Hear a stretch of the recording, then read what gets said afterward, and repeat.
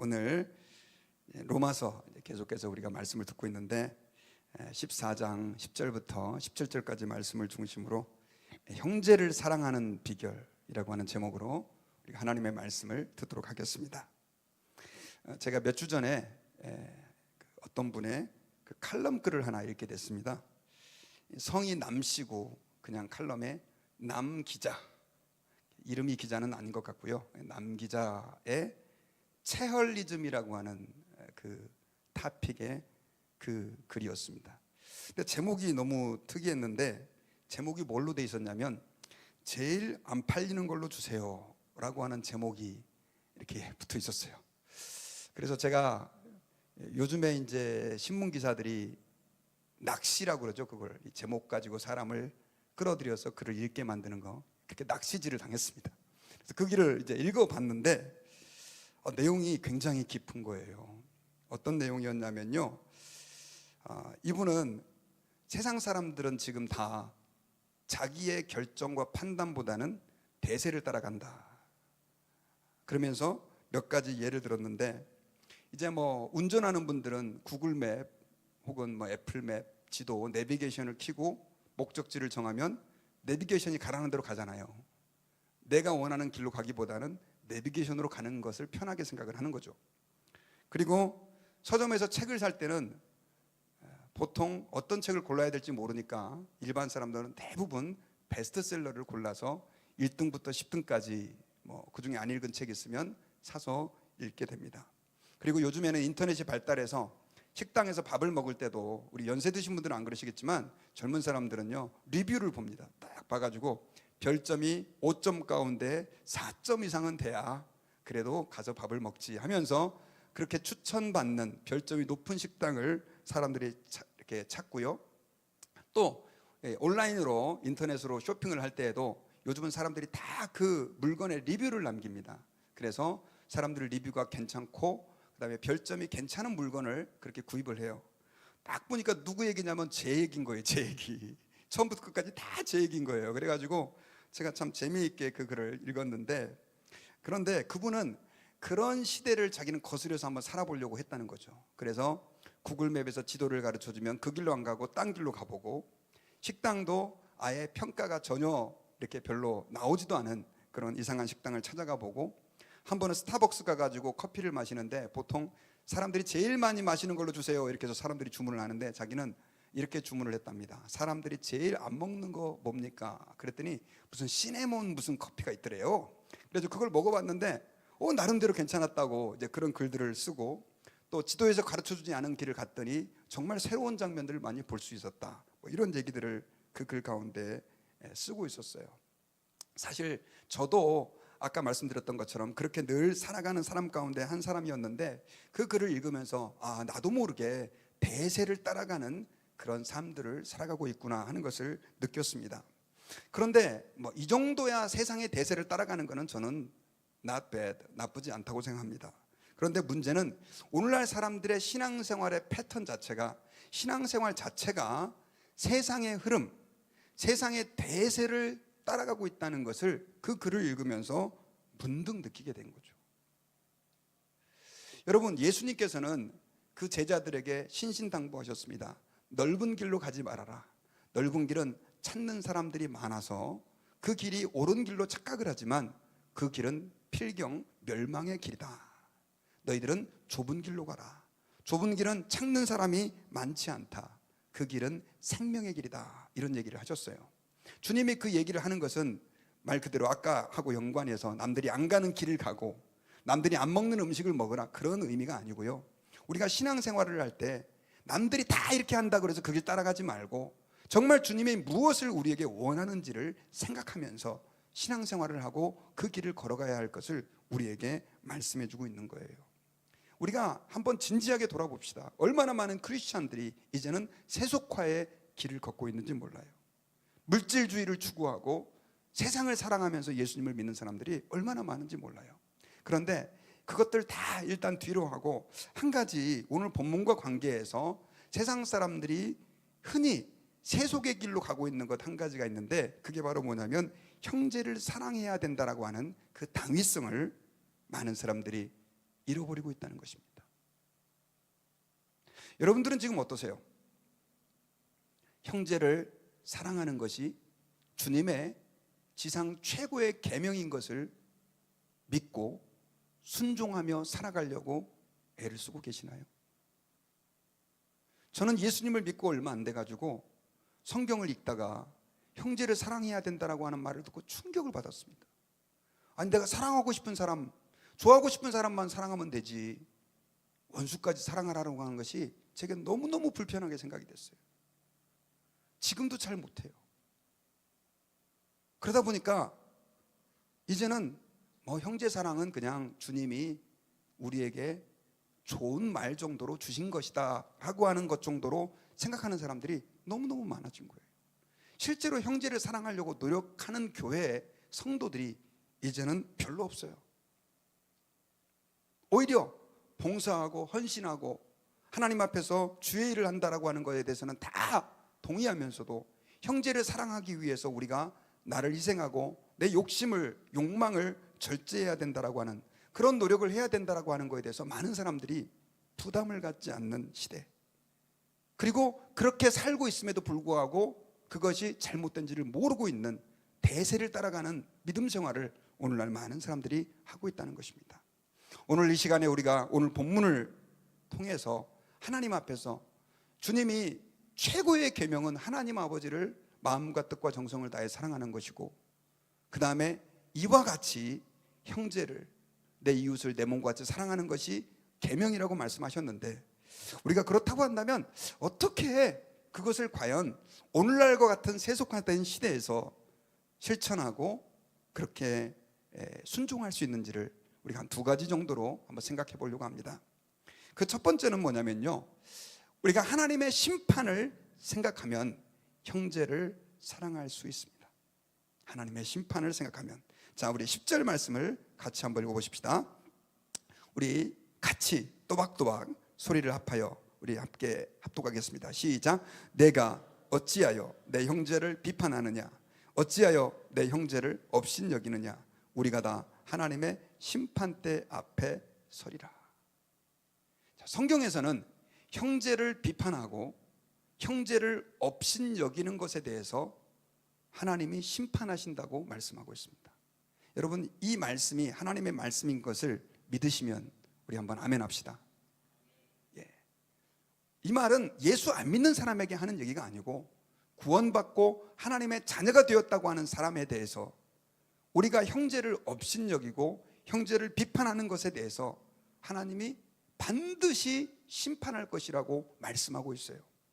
기도에 응답 주시겠다고 말씀하신 하나님, 네가 나에게 헌신할 때 내가 너를 축복하리라라고 말씀해 주셨던 그 하나님이 똑같이 형제를 비판하고 형제를 업신여기면 심판대 앞에 서게 될 것이다라고 우리에게 경고를 하고 계시는 것입니다. 사실 여러분, 이 심판대 앞에 우리를 세우겠다, 이 말씀은 우리를 굉장히 불편하고 부담이 되게 만듭니다. 그런데 여러분, 이렇게 불편하고 부담이 되지만 주님이 바울을 통해서 이렇게 직설적이고 강한 어법으로 경고하고 있는 이유는 뭐냐면요, 우리가 형제를 사랑한다는 것이 그만큼 어렵고 형제를 업신여기고 형제를 비판하는 것이 우리의 본성과 깊은 관계가 있기 때문에 주님이 이렇게 심한 언어로 바울을 통해서 우리에게 말씀해 주고 있다는 것을 기억해야 합니다. 저는 목사입니다. 그럼에도 불구하고 화가 날 때 잘 내 마음이 통제가 안 될 때가 있어요. 나쁜 소리가 나오고 불평이 나오고 형제를 향한 원망이 나오고 비판이 나오는데 말 그대로 브레이크가 고장난 자동차처럼 그렇게 나도 나 스스로를 통제할 수 없을 만큼 그렇게 될 때가 있어요. 여러분들은 안 그러십니까, 여러분? 그래서 저는 주님께서 우리의 이런 연약한 마음을 아시고 아주 강한 어조로 너희들이 형제를 업신여기고 비판하는 것에 대해서 심판할 것이다 라고 지금 단호한 어조로 우리에게 말씀하고 있습니다. 실제로 여러분, 로마 교회 성도들은 구원받은 하나님의 백성이고 주님의 택함을 받은 백성들이에요. 그럼에도 불구하고 그 교회 안에는 지금 이런 문제가 존재했던 것입니다. 좀 말 그대로 못 배운 사람, 그리고 아직까지 믿음이 연약한 사람들, 그런 사람들을 믿음이 있다고 하는 사람들이 비판하고 정죄하고 업신여기고 깔보고 이런 게 교회 안에 있었던 거예요. 그러니까 하나님께서는 바울을 통해서 지금 이런 경고의 메시지를 강한 어조로 주고 있는 것입니다. 특별히 여러분, 오늘 성경에서는 이사야서 45장 23절과 18절을 인용해서 모든 무릎이 하나님께 꿇을 것이고 모든 여가 하나님께 자백하게 될 것이다. 그 심판은 명명백백하다. 물론 그 심판이 지옥의 심판은 아닐 것입니다. 우리가 예수 믿는다고 한다면. 그러나 하나님은 반드시 그 책임을 우리에게 요구할 것이다 라고 하는 것을 오늘 성경에서 선언해 주고 있다는 사실을 우리는 기억해야 합니다. 제가 지난번에 말씀드렸지만 로마 교회는 음식으로 인한 갈등이 있었습니다. 특별히 이 우상에게 바쳐진 제물에 대해서, 또 부정하다고 생각되는 그 음식에 대해서 이 음식을 먹어도 된다 하는 사람과 먹으면 안 된다 하는 사람들이 서로 자꾸만 갈등하고 분쟁하고, 괜찮다고 생각하는 사람은 주님이 우리에게 선물로 주신 것인데 그게 뭔 문제가 되겠냐라고 하면서 그거 못 먹는 사람을 자꾸 깔보고, 야, 니네가 믿음이 그 정도밖에 안 돼? 라고 말하면서 업신여기는 태도를 사람들에게 자꾸 이렇게 나타낸 거예요. 또 그걸 안 먹는 사람은 그렇게 먹는 사람을 향해서 저것들은 어떻게 우상의 제물을 먹을 수가 있어? 예수 믿는다는 사람이? 하나님께서 구약 성경에서 그렇게 금하신 것인데 저런 타락한 종자들, 이러면서 서로 또 업신여기고, 이거에 대해서 얘기를 하고 있는 거예요. 실제로 여러분, 한국 교회가 그런 문제, 그 정도는 아니지만 술 문제 가지고 굉장히 지금도 많은 논란을 가지고 있습니다. 여러분, 성경에서는 술을 먹으라고 하고 있나요? 말라고 하고 있나요? 이거에 대해서 많은 사람들의 논란이 있어요. 우리 한국 교회는 당연히 술을 먹지 말라고 가르쳤지만 실제로 예수님께서 성찬식을 하실 때는 포도주를 가지고 하셨고요, 가나의 혼인잔치에 가가지고 물로 포도주를 만든 사건도 있었단 말이죠. 그리고 성경에는 술 마시지 말라는 말보다 취하지 말라 이런 말이 기록되어 있다 그러면서, 술 먹는 거 하나님이 주시는 음식인데 뭐 취해서 큰 문제만 안 일으키면 그게 뭔 문제가 됩니까? 라고 목에 핏대를 세우는 분들이 계시고요. 또 어떤 분들은 절대로 안 되죠. 어떻게 예수 믿는 사람이, 그리고 하나님께 헌신됐다고 하는 사람이 술을 먹습니까? 라고 하는 그런 절제주의자들도 있습니다. 실제로 그런 분들이 갈등을 겪는 경우도 있어요. 물론 한국 교회에서는 그것이 공식적으로 큰 문제가 되진 않았는데, 그런데 이런 상황에 대해서 사실 사도 바울의 이 오늘 로마서 말씀을 인용하여 정리한다면 이런 케이스인 거죠. 사실 사도 바울은 한 사람의 예를 든 거예요. 어떤 예를 들었냐면, 만약에 어떤 사람이 알코올 중독에 빠져 있어서 허랑방탕한, 정말로 맨날 술 먹고 와가지고 와이프 애들 두드려 패고 그 다음에 사람들과 싸우고 소리 지르는 삶을 살다가 복음을 듣고 예수를 믿고 교회에 들어왔다고 칩시다. 자기의 삶이 너무 후회스러워서 정말 힘들고 어렵게 그 알코올을 끊었어요. 그리고 이제 신앙생활 잘하는데 자유하다고 생각하는 목사님이 말 그대로 그 성도가 보고 있는 데서 식당에서 술을 맛있게 잡수시고 있는 모습을 봤다고 칩시다. 시험에 들겠어요, 안 들겠어요? 들겠죠. 그러니까 바울은 그러려고 그러면 술 먹지 말아라. 먹는 게 뭐 그렇게 중요하냐. 형제를 실족하지 않게 만드는 것이 중요한 거 아니냐라고 하는 논리를 오늘 본문에서 하고 있는 거예요. 여러분, 로마서 14장 15절에서 이런 얘기를 하고 있습니다. 같이 시작. 만일 음식으로 말미암아 내 형제가 근심하게 되면 이는 내가 사랑으로 행하지 아니함이라. 그리스도께서 대신하여 죽으신 형제를 내 음식으로 망하게 하지 말라라고 우리에게 말씀해주고 있습니다. 음식으로 형제가 시험을 받는다고 한다면 그것은 형제를 업신여기는 태도고 형제를 사랑하지 않는 것이다라고 오늘 본문에서 권고하고 있는 거예요. 그러니까 하나님을 믿고 신앙생활을 하는 사람들은 여기에 대해서 반드시 심판이 있으니 절제하고 하나님 앞에서 조심하면서 신앙생활할 것을 당부하고 있습니다.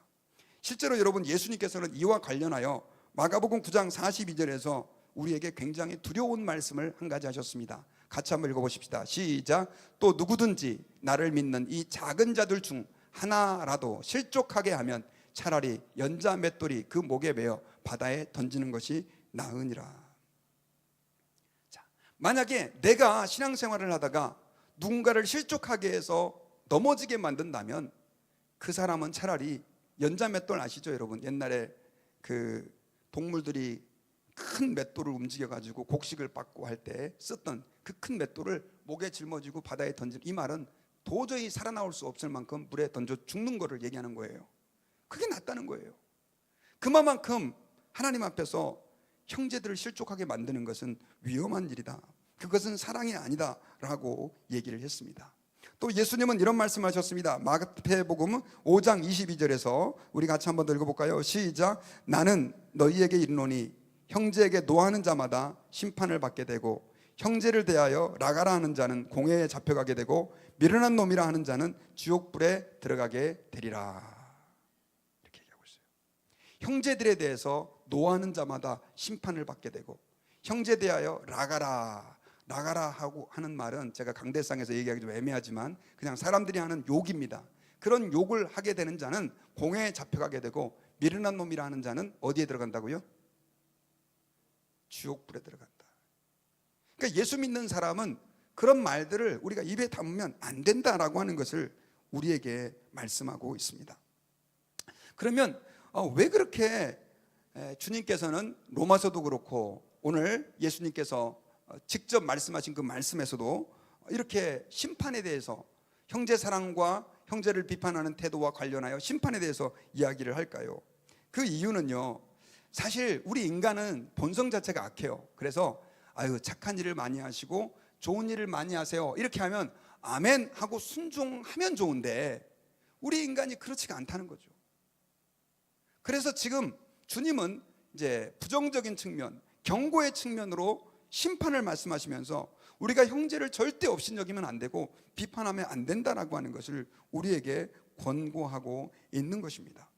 너 이렇게 하면 하나님이 심판할 거야, 이렇게 하면 너 지옥불에 들어갈 거야 라고 말하면서 절대 그 행위를 하면 안 된다라고 말하면서 우리가 우리 스스로 브레이크를 잡을 수 없을 때, 내 마음이 내 의지와 상관없이 막 달려갈 때 그 심판과 경고를 생각나게 하심으로 하나님 앞에서 우리를 절제하게 만드는 그런 말씀을 우리에게 주고 있다라고 하는 사실을 우리는 기억해야 합니다.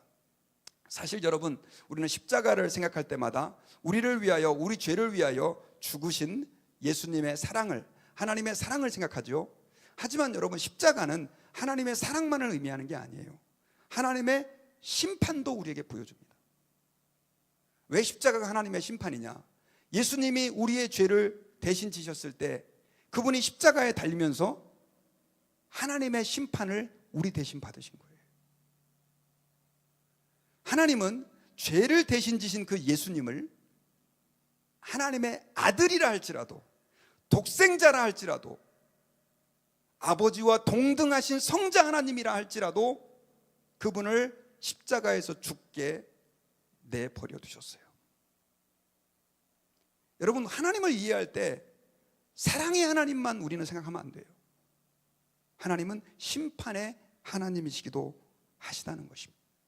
그래서 성경은요, 어떤 분은 사랑으로 가득 찼습니다. 그것은 성경을 잘 모르는 거예요. 오히려 사랑과 심판이 동전의 양면처럼 계속 등장하는 거예요. 여러분, 우리가 그래서 이 시간 하나님의 말씀을 오늘 대할 때 나의 삶을 한번 좀 진지하게 돌아봐야 되겠습니다. 나는 정말로 하나님을 두려워하면서, 물론 사랑도 해야 되겠지만 두려워하면서 말하고 하나님을 두려워하면서 내 형제를 사랑하고 있는지, 우리의 입술을 절제하며 살고 있는지 한번 좀 돌아봐야 돼요. 여러분, 민수기서 14장 28절에 보면요, 하나님께서 정탐꾼들을 가나안 땅에 보냈는데 그 돌아온 정탐꾼들이 이 가나안 땅 우리 못 들어갑니다. 우리는 그들 앞에 비하면 메뚜기입니다. 아이고 큰일 났습니다 하면서 모세를 아예 죽이고 애굽으로 다시 돌아가자고 하는 세력들이 막 일어났어요. 그때 하나님께서 그들을 심판하시면서 민수기서 14장 28절에서 이렇게 말씀을 했어요. 우리 같이 한번 읽어보겠습니다. 시작. 그들에게 이르시기를 여호와의 말씀에 내 삶을 두고 맹세하노라. 너희 말이 내 귀에 들린 대로 내가 너희에게 행하리니. 하나님은 우리의 대화를, 우리의 모든 말을 들으시는 하나님이십니다.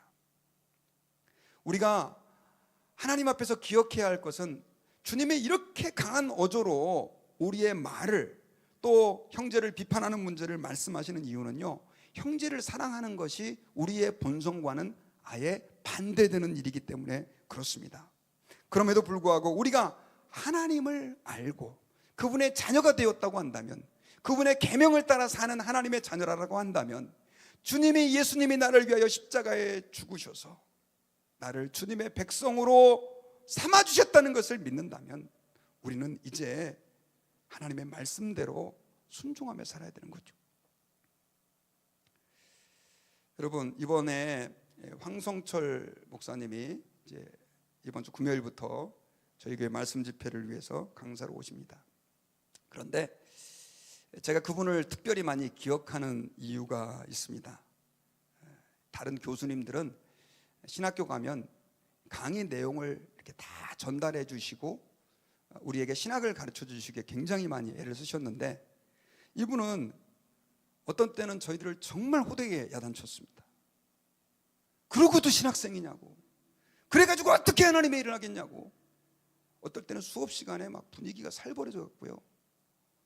그리고 교수님이 보기 싫을 정도로 뭐 강의만 열심히 하시면 되지 뭐 그렇게까지 하실 필요가 있나, 그렇게 생각이 들 정도로 너무 부담스러운 말씀을 많이 하셨어요. 그런데 막상 목회를 하다 보니까 그분의 그 경고의 말이 계속 생각이 나는 거예요. 2년 전에도 저희 노회에 오셔가지고 목사님이 강의를 하셨는데 굉장히 센 얘기를 많이 하시더라고요. 센 얘기. 목사님들을 향해서. 이제 지금 은퇴하셨거든요. 별로 듣기 좋은 얘기를 많이 하신 것 같지는 않아요. 그런데 그 말씀이 계속 마음의 여운으로 남아있는 거예요. 우리는 여러분 듣기 좋은 얘기만 듣고 싶어 해요. 그런데 우리는 하나님의 그런 경고의 메시지에 귀를 기울일 필요도 있습니다. 우리가 살기 위해서 말입니다. 제가 교수님 그 설교하는 부분을 다른 교회에서 설교하신 내용이더라고요. 한국에서 잠깐 한 캡처를 해봤습니다. 이분이 이때는 굉장히 부드럽게 교회에서 설교를 하신 내용이긴 한데, 나는 누구인가라고 하는 제목을 가지고 설교하신 내용이거든요. 우리 잠깐 한번 영상 같이 한번 보겠습니다.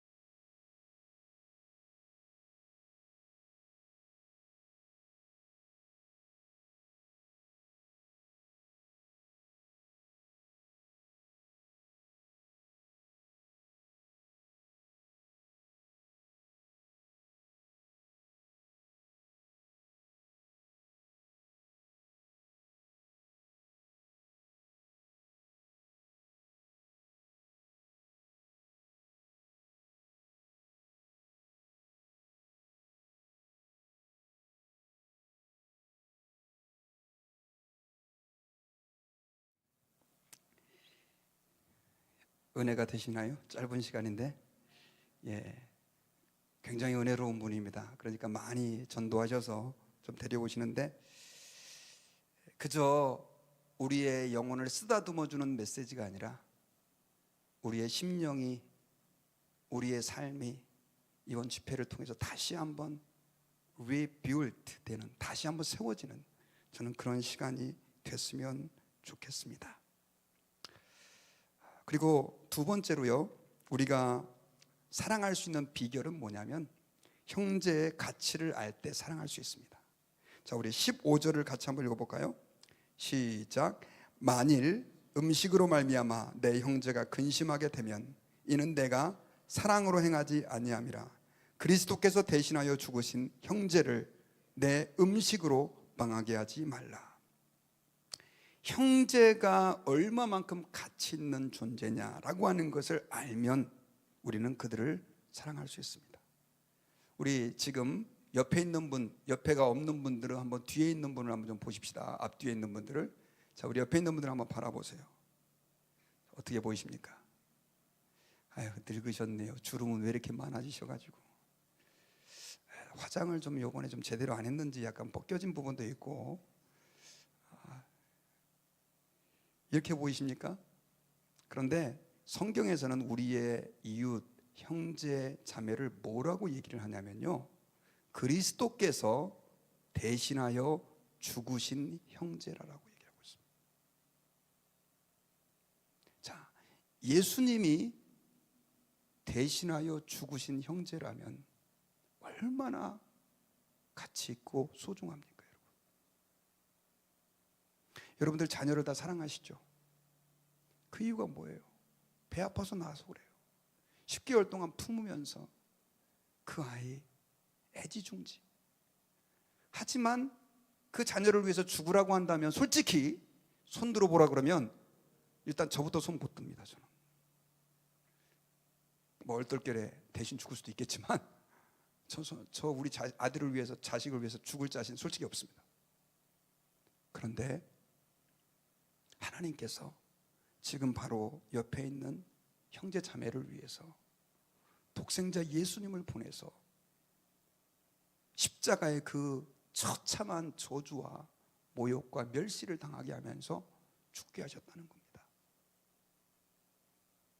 여러분, 이걸 믿으시면 한번 아멘 합시다. 얼마나 소중하냐고요. 그렇게 소중하다는 걸 알면 함부로 대할 수 있습니까, 우리가? 우리 대통령의 자녀가 있다고 칩시다. 대통령의 자녀가 우리 교회 나온다고 칩시다. 함부로 야, 너 왜 그따구야? 똑바로 안 해? 이놈의 자식이 욕할 수 있습니까? 대통령의 자식이라고 잘 못해요. 이름은 잘못하면 큰일 나니까. 여러분, 내 형제, 내 자매는요, 하나님의 자녀라니까요. 하나님의 자녀. 그것도 예수님께서 십자가에 죽으셔서 핏값으로 주고 사신, 이게 형제 자매를 보는 하나님의 관점인 거예요. 왜 그렇게 하나님이 형제 자매를 비판하지 말라고, 업신여기지 말라고 하느냐면 그들이 비록 부족해도, 현찮아 보여도 하나님의 예수 그리스도께서 대신하여 죽으신 자녀이기 때문에 그런 거예요. 여러분, 가치를 모르면 함부로 행동합니다. 남편들이 아내의 가치를 모르면 아내에게 함부로 말하고, 아내들이 남편의 가치를 모르면 남편에게 함부로 행동합니다. 자녀들이 부모의 가치를 모를 때는 부모에게 함부로 하고 막말을 합니다. 그러나 그분들이 얼마만큼 소중하고 가치 있는지를 알면 말부터가 바뀌죠. 여러분, 교회 공동체는 그냥 어쩌다 마주친 그대들이 모여서 있는 곳이 아닙니다.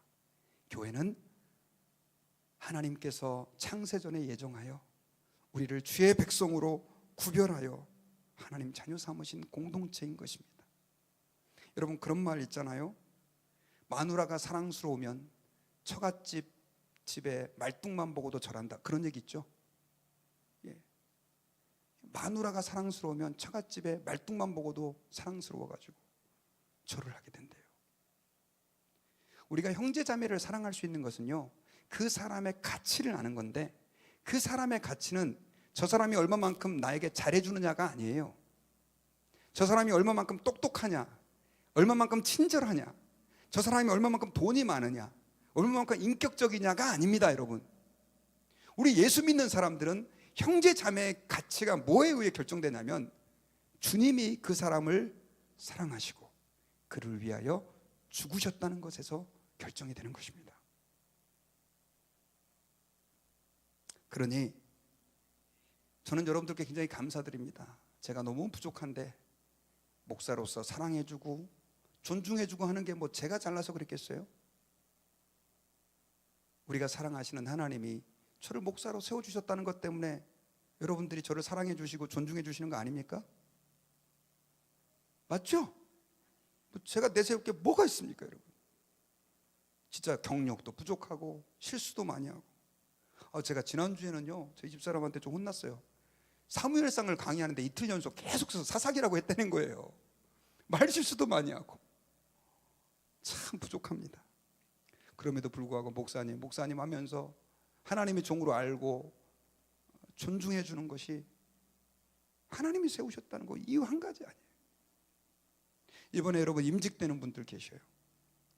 외적으로 보면 여러분들이 부족해 보일 수도 있습니다. 그러나 여러분, 저는 목회를 오래 하면서 이렇게 임직이 되는 거는 그냥 되는 게 아닌 것 같아요. 예. 하나님이 특별히 그분들을 사랑하셔서 그렇게 하나님이 세우시는 거예요. 그러니까 겉으로 조금 부족해 보일 수도 있어요. 사람이니까. 그리고 너무 오래 알아서 단점을 알 수도 있어요. 그런데 여러분, 하나님은 완벽한 사람을 쓰지 않아요. 완벽한 사람이 존재합니까? 단 한 명도 없습니다. 예수님의 12 제자들 보세요. 다 시원찮은 사람들이에요.